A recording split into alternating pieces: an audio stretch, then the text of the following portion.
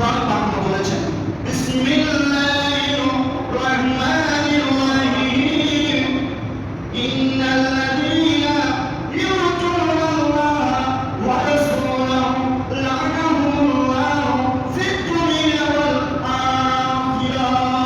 সুবহানাল্লাহ।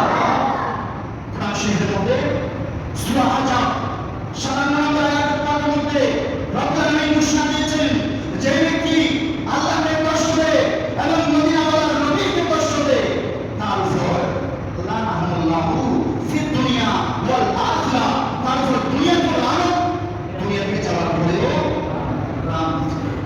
তাহলে যে জীবের উপর দুনিয়ায় লানত আবার দুনিয়া থেকে যাওয়ার পরেও লানত, তাই তাকে আমরা এজি লানত বলে দেব, আবার কেউ কেউ রহমত বলে দেব। কি বলে? রহমতুল্লাহ বলা যাবে? রহমতুল্লাহ বলা যাবে? কি বলা যাবে?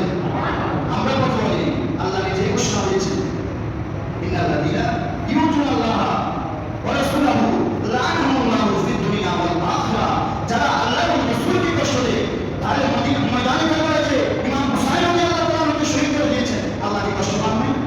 নবী কি কষ্ট পান নাই? আল্লাহ এবং রাসূল যদি কষ্ট পায় থাকেন তাহলে তাদের উপর আল্লাহ লানত।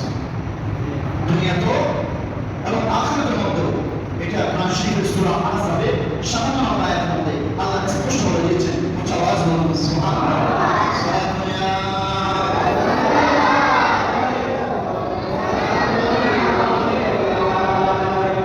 কোরআন পাক বলেছেন বিসমিল্লাহির রহমানির রহিম ইন্নাল্লাযীনা ইউতুনাল্লাহ ওয়া রাসূলাহু লা'নাহুমুল্লাহু ফিদ দুনিয়া ওয়াল আখিরাহ। সুবহানাল্লাহ। কোরআন শরীফের মধ্যে সূরা আহজাব 57 নম্বর আয়াতের মধ্যে রব্বুল আলামিন ঘোষণা দিয়েছেন যে ব্যক্তি আল্লাহকে কষ্ট দেয় এবং মদিনাওয়ালার নবীকে কষ্ট দেয় তার উপর লানাহুল্লাহু ফিদ দুনিয়া ওয়াল আখিরাহ, তার উপর দুনিয়াতে লানত, দুনিয়া থেকে যাওয়ার পরেও লানত।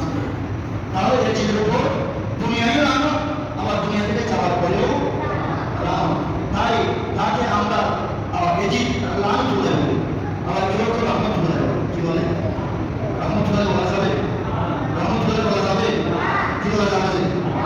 আমরা কথা বলি আল্লাহ নিজে ঘোষণা দিয়েছেন ইন্নাল্লাযীনা ইউতুনাল্লাহ ওয়া রাসূলাহু লা'নাহুমুল্লাহু ফিদ দুনিয়া ওয়াল আখিরাহ, যারা আল্লাহ এবং রাসূলকে কষ্ট দেয় তাহলে ময়দানে কারবালাতে ইমাম হুসাইন রাদিয়াল্লাহু তাআলা কে শহীদ করে দিয়েছেন। আল্লাহ কি কষ্ট পান নাই?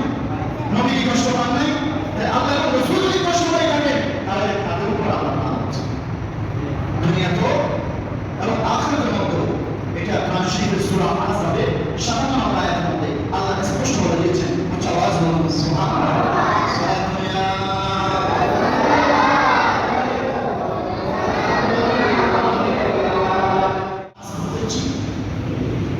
আমরা কি নিজেদের মধ্যে পশ্চিম দিকে বলি না কাবাতুল শরীফে বলি?